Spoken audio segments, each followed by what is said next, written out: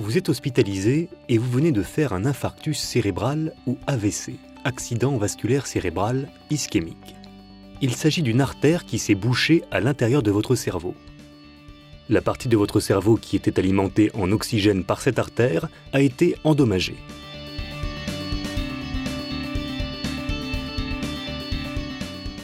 Un AVC peut donner différents signes, comme une paralysie d'un côté du visage, une paralysie d'un côté du corps ou un manque de force, des difficultés pour parler, des troubles de la vision.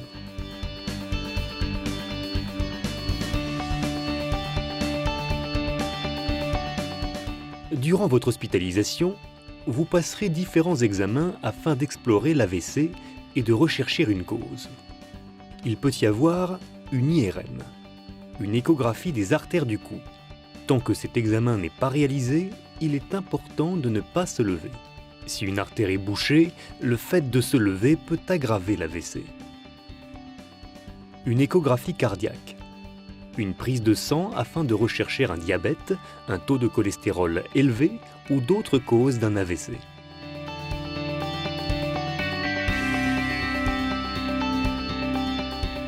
L'hospitalisation en neurologie peut se faire en différents temps. Dans un premier temps, vous serez hospitalisé aux soins intensifs neurovasculaires. Beaucoup de soins vous seront prodigués. Le médecin, l'infirmier et l'aide-soignant seront très présents afin d'assurer une surveillance rapprochée. C'est durant cette période qu'une grande partie de vos examens seront réalisés. Vous devrez rester au lit afin que l'on puisse enregistrer votre rythme cardiaque durant plusieurs heures, voire plusieurs jours. Puis dans un deuxième temps, si votre état de santé le nécessite, vous serez transféré en hospitalisation neurovasculaire. Dans cette unité, la présence du médecin et du personnel paramédical est moins importante. Moins d'examens vous seront faits. C'est normal.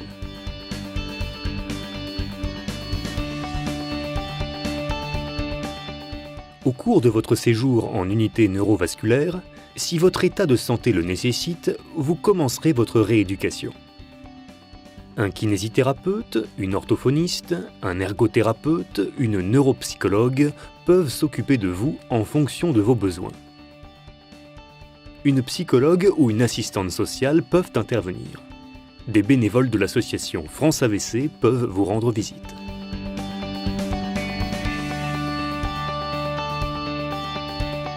Une tension artérielle élevée est un facteur de risque de faire un AVC ou un AIT.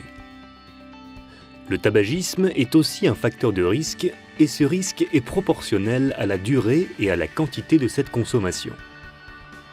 Le diabète, surtout s'il est déséquilibré, le taux de cholestérol élevé, la forte consommation quotidienne d'alcool, vin, bière et alcool fort, c'est-à-dire plus de 3 verres pour un homme par jour et plus de 2 verres pour une femme par jour, la sédentarité et l'obésité, une arythmie, autrement dit lorsque le cœur ne bat pas régulièrement, peut créer un caillot à l'intérieur du cœur.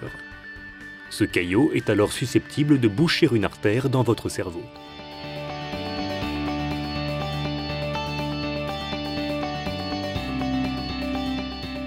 Afin d'éviter le plus possible la récidive de l'AVC, il est important de contrôler les facteurs de risque.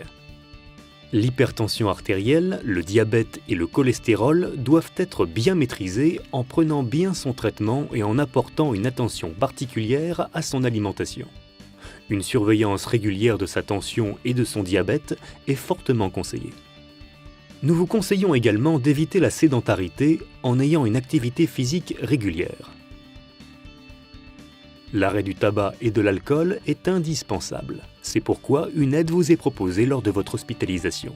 Dans la majeure partie des cas, un antiagrégant plaquettaire est à prendre quotidiennement au long cours. Dans le cas où une arythmie est la cause de l'AVC, des traitements anticoagulants dont le but est de fluidifier le sang afin qu'un caillot ne puisse pas se former à l'intérieur du cœur doivent être débutés. Ils remplacent l'antiagrégant plaquettaire. Une fois le bilan et la prise en charge faite dans le service de neurologie, vient le temps du retour à domicile ou d'une admission en soins de suite pour de la rééducation. Si vous avez tout récupéré, vous pourrez rentrer chez vous.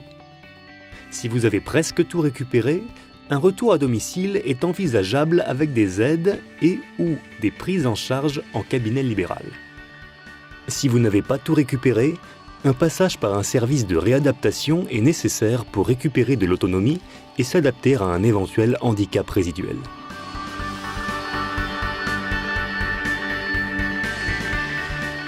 Installer une relation de confiance avec le personnel et le médecin est indispensable pour avancer ensemble dans la même direction. Il est important de prévenir l'équipe s'il y a des modifications de votre état. Prenez soin de bien suivre les consignes données, comme par exemple de rester bien allongé tant que le neurologue le demande, ou encore de respecter le régime alimentaire et les postures données par l'orthophoniste pour éviter les fausses routes.